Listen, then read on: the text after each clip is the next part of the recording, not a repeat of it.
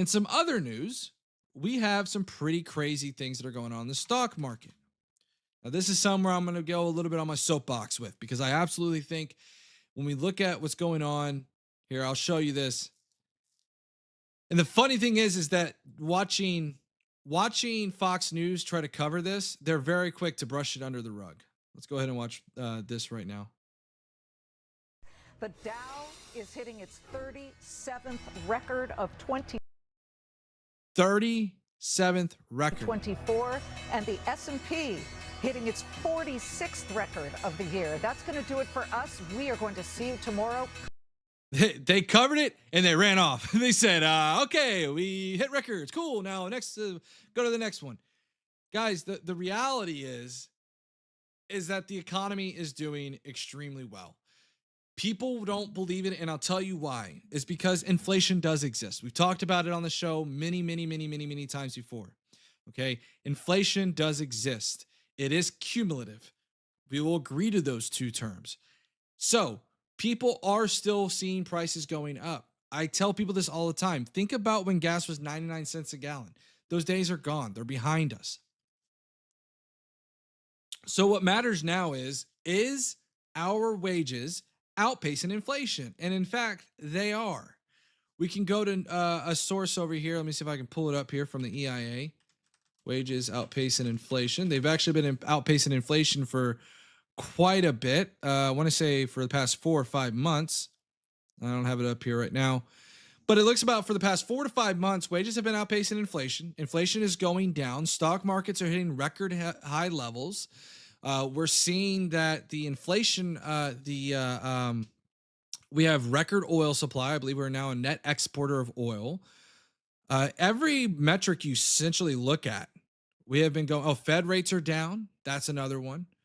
So when we look at the Biden-Harris economy, it's doing pretty well. But what ends up happening is a lot of the times the perception given to Republicans is that they're given the benefit of looking as if they are handling a great economy. And this is exactly what we're seeing now is should Donald Trump win, which it's a 50-50 and we might get into that a little bit. Should Donald Trump win, he's going to take over this great economy and he is going to take responsibility for it, even though all of these point to that this was Biden and Harris's doing, not Trump's. Now, you might be wondering, well, what about the first half? I think there are still policies that end up, and we can even look at it, for example, a lot of Trump's tax policy that's still in place. There was an OPEC deal that was in place up until about March, I believe March of 2022. And so I've seen this going around TikTok, and it was pretty interesting. So after that, prices started to go down. Around that same time, though, there was the Inflation Reduction Act as well. So a lot of what we saw from the original inflation was due in part to 2 of Donald Trump's stimulus packages that were extremely large, I believe to the tune of about $2 trillion. And Biden certainly didn't help either. Biden released a stimulus package in January. So Donald Trump released one around May-ish. It was May or June. He released another stimulus package around December of 2020, and then Joe Biden signed another stimulus package in January. But if you look at a lot of what Donald Trump has increased, he's increased the deficit by, I think it was about $4 trillion all said and done, whereas Joe Biden and Kamala Harris have only increased it by $2 trillion. And if you look at some estimates, and I don't have it pulled up right now, you'll actually see where Donald Trump on the high end would increase our deficit by, I think it was like $15 trillion. I think Kamala's was like $4 trillion. It was like dramatically different. It might have been 10 trillion. Let me see. I have it on my phone. It was quite dramatic. Alicat said bill was garbage, was one Republican senator. HR 2 was much better and was rejected. There is no proof that senators rejected the bill because of Trump. I believe there was evidence. I'd have to look into it to provide you the exact ones, but there was pretty evidence. In fact, I think Donald Trump even said that if it were not to pass, to blame it on him. Where is it? I'm trying to pull up the exact estimates because I had it up. I pull it up every now and then. Here it is. So the fiscal impact of the Harris and Trump campaign plans on the high end, Kamala Harris would end up raising the deficit over the course of 10 years by $8 trillion. On the high end, Donald Trump's would end up increasing the deficit over the course of 10 years by $15 trillion. The low end is what's really interesting, is that on the low end, Kamala Harris's would be net neutral. There would be $0 on the low end raise on the deficit. On the low end, Donald Trump would still end up raising it by $1.45 trillion over the course of the next 10 years. So when we look at, Donald Trump, the days of being fiscally conservative are just out the window for Republicans. Time and time again, they show that they come in. What ends up happening is they end up lowering taxes. They don't end up increasing the tax revenue. They just decrease it, and it ends up causing a lot of issues.